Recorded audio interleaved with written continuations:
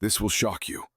A polite, lonely young man from the Midwest hid a terror so methodical, it baffled detectives. What began as whispers about missing men unraveled into a forensic nightmare and a courtroom spectacle that haunted the nation. Long before his name would send shivers through households across the world, Jeffrey Lionel Dahmer lived in the quiet suburbs of the American Midwest. Born into what appeared to be an ordinary family, his early years carried subtle but unmistakable signs of the darkness to come. You've heard the experts say it about Jeffrey Dahmer. Gacy dislikes the comparison. What do I think of Jeffrey Dahmer? I don't know the man personally, but I'll tell you this, that's a good example as to why insanity doesn't belong in a courtroom. Because if Jeffrey Dahmer doesn't meet the requirements for insanity, then I'd hate like hell to run into the guy that does. Do you feel Beyond that, I have no comment on Jeffrey Dahmer because I'm not Jeffrey Dahmer. And I would not, whether it's Berkowitz, whether it's Bundy, whether it's Williams, Wayne Williams down in Atlanta, or any of the others, or Charlie Manson. See, I don't comment about other cases for the simple fact is that I wasn't there. Do you feel somewhat of a kinship with some of these people? No, God, I hate that when they put me in the same club with them. That's precisely the club that John Gacy belongs in. He was a shy boy, socially withdrawn, showing little interest in the world of other children. Instead, his fascination was drawn to something far more disturbing: the bodies of dead animals found near the family home. While other children rode bikes and played games, he collected bones, dissected roadkill, and studied their anatomy with cold precision. It was not yet violence against humans, but it was an early reflection of a mind drifting away from empathy. His parents' marriage was unstable, punctuated by escalating arguments and long absences. Emotional neglect settled over the household like a fog, and Dahmer retreated further into his private, obsessive world. By adolescence, he was already drinking heavily. Teachers and classmates remembered a boy who laughed inappropriately, a boy who seemed present but never connected, a boy with a strange, hollow energy around him. He began to imagine control, the kind of control that comes not from conversation or connection, but from possession. The first killing would come shortly after high school graduation. A young hitchhiker named Stephen Hicks accepted a ride from the soft-spoken teenager. Hours later, inside a quiet house, Dahmer would cross the line between fantasy and reality. Hicks was bludgeoned, strangled, and dismembered. It was not a crime of rage, it was a crime of compulsion, a manifestation of a fixation that had been growing in silence for years. Dahmer hid the evidence, dissolved the remains, and returned to his life unnoticed. That pattern of invisibility would follow him for more than a decade. Dahmer drifted between cities, jobs, and military service, but the violence simmered beneath the surface. His victims were almost always young men, often from marginalized communities. Men society overlooked too easily. Men whose disappearances were not always treated with urgency. It was this social blindness that allowed Dahmer to keep hunting without attracting attention. In Milwaukee, he found the perfect setting: a one-bedroom apartment in the Oxford Apartments building. Quiet, affordable, and anonymous. The killings escalated rapidly. Inside those walls, Dahmer lured men with promises of companionship, money, or a simple drink. Once inside, they never left. The rituals became more methodical, more controlled. He drugged, strangled, and dismembered with chilling regularity. He preserved body parts in freezers, stored skulls in cabinets, and photographed every stage of the process as if building a private archive of his cruelty. Neighbors noticed strange smells. One woman living next door repeatedly complained about the odor, describing it as chemical, sickly, and constant. Dahmer, ever calm and disarming, explained it away with stories of spoiled meat, broken refrigerators, or taxidermy experiments. The building manager believed him, So did the responding officers. Over and over again, opportunities to uncover the horror passed unnoticed, buried beneath bureaucratic indifference. There were near misses that still haunt law enforcement. On one occasion, a teenager escaped Dahmer's apartment, bleeding and disoriented, wandering into the street. Neighbors called the police. When officers arrived, Dahmer appeared, calm and polite, telling them it was a private domestic matter. The victim was returned to the killer's apartment. Within hours, he was dead. The system failed in plain sight. It was not until July of 1991 that the carefully built facade collapsed. Another young man, Tracy Edwards, stepped through the door of apartment 213. But unlike the others, he would survive. As Dahmer attempted to handcuff him and tighten his control, Edwards fought with every ounce of strength and terror he possessed. He broke free and ran into the street, waving down 2 Milwaukee police officers. When they followed him back to the apartment, the nightmare that had been hidden for more than a decade was laid bare. Inside the small, dimly lit unit, officers found Polaroid photographs depicting bodies in various stages of dismemberment. They found preserved remains inside the refrigerator and freezer. A human head sat in the corner. Skulls lined drawers. Chemicals filled tubs and barrels. Tools organized like an industrial workshop of death. It was a scene so horrifying that even seasoned investigators paused in disbelief. One officer later described it not as a crime scene, but as a house of horrors built in plain sight. The news broke within hours, sending shockwaves across Milwaukee and far beyond. The idea that such brutality had unfolded unnoticed in an apartment complex filled with people stunned the nation. Families of missing men crowded police lines, desperate for answers. Reporters flooded the city, cameras capturing every angle of the crime scene. What investigators had found inside apartment 213 was not just evidence of a killer. It was evidence of systemic failure, of missed warnings. The oldest sister of Errol Lindsay, whatever your name is, Satan, I'm mad. This is how you act when you are out of control. I don't want to ever see my mother have to go through this again. Never, Jeffrey. Jeffrey, I hate you, motherfucker. I hate you. This is out of control. Don't fuck with me, Jeffrey. I'll kill you. God damn it. Look at me, motherfucker. I can kill you. What's your name, fast? I can kill you. Of society's blindness to the vulnerable. The first phase of the investigation moved quickly. Forensic teams cataloged the scene with clinical precision, logging every photograph, every container, every bone fragment. More than 70 pieces of evidence were gathered in the first 24 hours alone. Dental records and DNA analysis would later confirm the identities of multiple victims. Investigators realized that what they had stumbled upon was not a series of isolated murders, but a sustained campaign of killing and concealment stretching back more than 10 years. By the end of that week, Milwaukee was gripped by fear, sorrow, and outrage. The story had only just begun to unfold. The man now sitting silently in an interrogation room was not some shadowy stranger lurking in the dark. He was a neighbor, a tenant, a face people passed in the hallway. Jeffrey Dahmer was not the monster from a distant nightmare. He was real, and he had been there all along. When officers entered Jeffrey Dahmer's apartment on that humid July night in 1991, the moment would mark the end of a long nightmare and the beginning of a new one. The arrest itself was almost quiet. There were no gunshots, no chaos, just 2 patrol officers and a man who looked surprisingly calm as he was handcuffed and led down a flight of stairs. The expression on Dahmer's face would haunt them for years. Not rage, not fear, but an unsettling stillness, as though he already knew the game was over. Inside the small interrogation room, Dahmer initially denied everything.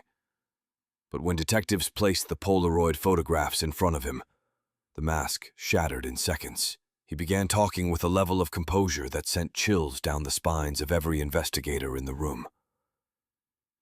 There was no panic, no struggle for excuses. In his own words, Dahmer calmly detailed years of abduction, murder, and dismemberment.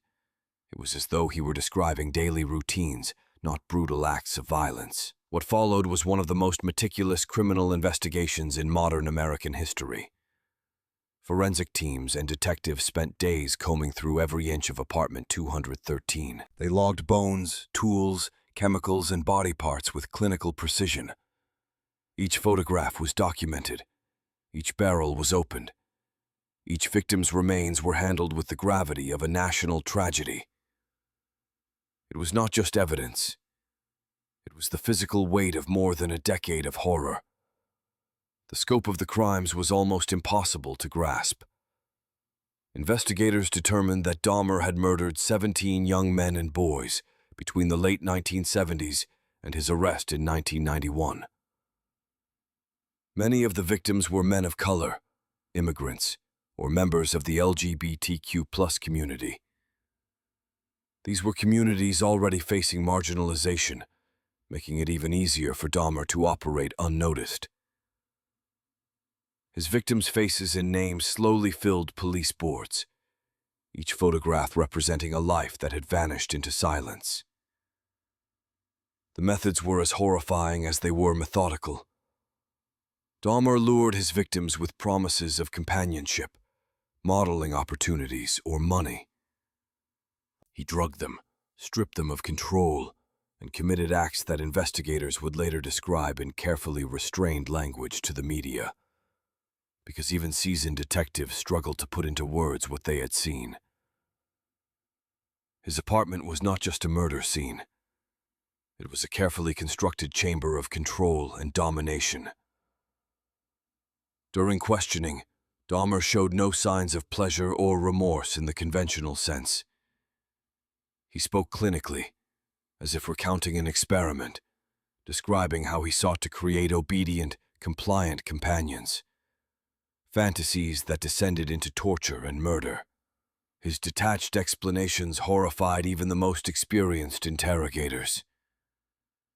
It was the mind of a man whose concept of human life had been utterly stripped away. Once the scale of the crimes became clear, the case exploded into the public sphere. Within hours, news vans surrounded the Milwaukee Police Department. Reporters from across the country descended on the city. Headline after headline called Dahmer the Milwaukee Cannibal and the Monster of Oxford Apartments. Photographs of the crime scene and recovered evidence were broadcast across the nation. The horror that had existed quietly in one building for so long was now public, undeniable, and global. Families of missing men crowded outside police stations with photographs of their loved ones. Some demanded answers. Others stood in stunned silence, unwilling to believe what they were hearing. Investigators worked around the clock to identify victims through dental records, fingerprints, and DNA analysis. Each match was a confirmation of unimaginable pain. But alongside grief, there was outrage, and for good reason.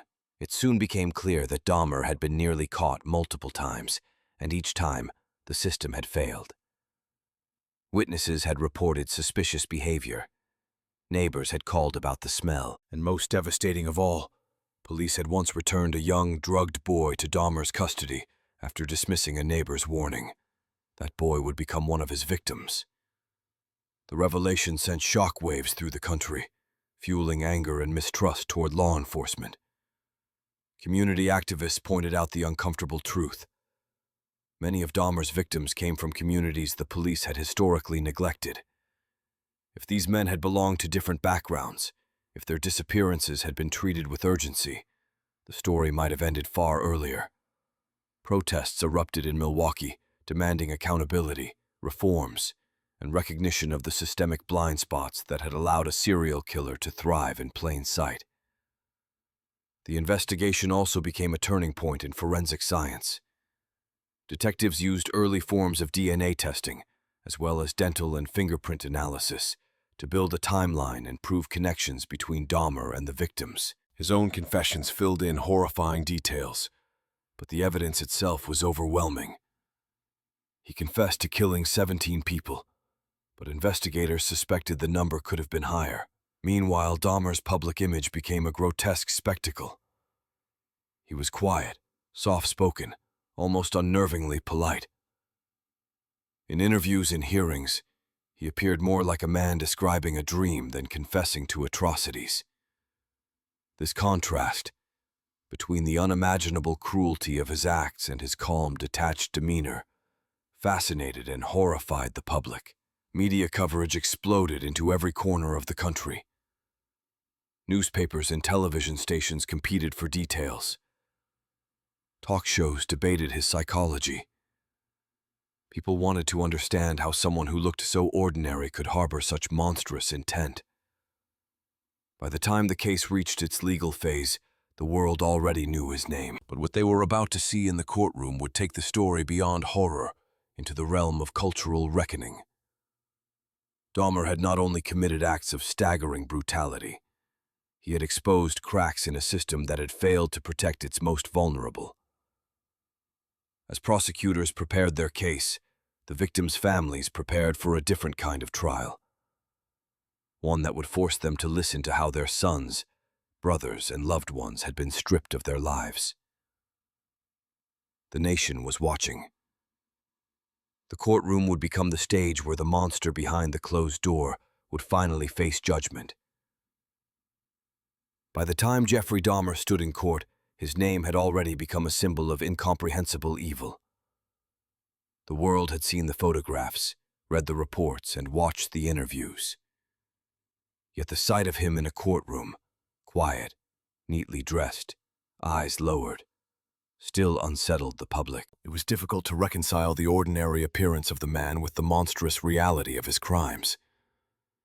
In the sterile light of the Milwaukee County Courthouse, the line between humanity and horror blurred. The trial began in January of 1992. The courtroom was packed with journalists, grieving families, and members of the public desperate to witness justice. Security was heavy. The proceedings felt less like a trial and more like a collective confrontation with something that had haunted the nation for months. Dahmer faced 15 counts of murder. He pleaded guilty but insane, a legal strategy that forced the jury to decide not whether he had committed the crimes, but whether he had understood what he was doing. Prosecutors painted a picture of deliberate, methodical brutality. They described how Dahmer planned his attacks, selected his victims, and carried out acts that required calculation, not madness. He had lured, drugged, and strangled with precision, dismembering and preserving remains in ways that defied comprehension. Their argument was simple. This was not a man driven by uncontrollable insanity. It was a man who knew exactly what he was doing and chose to continue. The defense, meanwhile, argued that Dahmer's actions stemmed from a profound mental disorder. They claimed he suffered from uncontrollable compulsions, that his desire to control and possess others had consumed him beyond reason. Psychiatrists took the stand, describing a disturbed man trapped in his own deviant fantasies, disconnected from moral boundaries. The debate over Dahmer's sanity became not just a legal issue, but a moral one. Could a person commit such atrocities while fully aware of their nature? Throughout the trial, Dahmer sat silently, rarely looking up. His demeanor was calm, emotionless, occasionally even polite. When he spoke, his voice was soft, measured, disturbingly rational. For the families of victims, that composure was unbearable. They listened as prosecutors read the names of their sons, brothers, and partners, names that had become evidence in a case that would never restore what was lost. After weeks of testimony, the jury deliberated for less than 5 hours. On February 15, 1992, Jeffrey Lionel Dahmer was found legally sane and guilty on all counts. The verdict brought both relief and rage. Some families wept quietly. Others shouted, demanding an explanation that would never come. The judge sentenced Dahmer to 15 consecutive life terms in prison, nearly 1,000 years behind bars. There would be no parole, no second chance, no escape. Even in prison, Dahmer remained a figure of fascination and revulsion. He granted interviews, sometimes expressing remorse, other times reflecting with eerie detachment. He told reporters that his crimes had been driven by a need to possess, to control, and that he believed death was the only way his urges could have ended. Some saw his words as confession. Others saw them as manipulation. Inside Columbia Correctional Institution, Dahmer lived under constant surveillance. His notoriety made him both feared and despised among other inmates.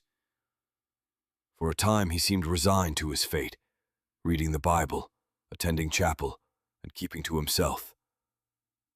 But peace would not last. On November 28, 1994, Dahmer was assigned to a work detail with 2 other inmates. Guards left them unsupervised for only a few minutes. When they returned, Dahmer was lying on the floor of the prison gymnasium, beaten to death with a metal bar. His skull was crushed, his life ending violently in a setting as grim and confined as the one he had created for his victims. He was 34 years old. News of Dahmer's death spread instantly. Outside the prison, small crowds gathered, some celebrating, others praying, many simply silent. For the families of his victims, the reaction was complicated. Some felt relief, a sense that justice had finally completed its long course. Others felt that his death was too quick, too simple compared to the suffering he had caused. But in one undeniable sense, the story had closed. Yet the legacy of the case continued, not just in headlines, but in the way it reshaped criminal investigation and social awareness. Law enforcement agencies across the United States began re-evaluating how missing persons cases were handled, especially within marginalized communities. The failure to act on earlier warnings, to listen to neighbors, and to protect vulnerable individuals had become a national lesson written in tragedy. The Dahmer case also sparked broader cultural questions about evil, empathy, and the human fascination with horror. Documentaries, books, and dramatizations attempted to dissect his psychology, often walking the line between understanding and exploitation. Mental health professionals revisited the blurred boundary between pathology and choice, between illness and malevolence. For journalists, criminologists, and the public alike, Dahmer's crimes became a grim mirror reflecting the dangers of indifference and denial. Today, decades after his death, Jeffrey Dahmer's name remains synonymous with darkness. His story is retold in classrooms, documentaries, and court lectures, not as entertainment, but as warning. He was not a supernatural monster, not a figure from nightmares, but a man who walked among neighbors, smiled politely, and committed atrocities behind a locked door. That fact, his ordinariness, is what makes his story so deeply disturbing. In the end, the investigation into Jeffrey Dahmer was not only a story about one man's depravity, it was a story about a system that overlooked the vulnerable, a community that ignored its own warnings, and a nation forced to confront the reality that evil does not always look monstrous. It can wear a smile, it can pay rent on time, it can hold a job. The apartment in Milwaukee no longer stands. It was demolished in 1992, the lot left empty, a scar in the city's memory. But for those who lived through it, and for those who still study its lessons, the echoes remain. The story of Jeffrey Dahmer endures not for the horror he created, but for the questions he left behind. Questions about vigilance, empathy, and the fragile boundary between normal life and the abyss waiting beneath it.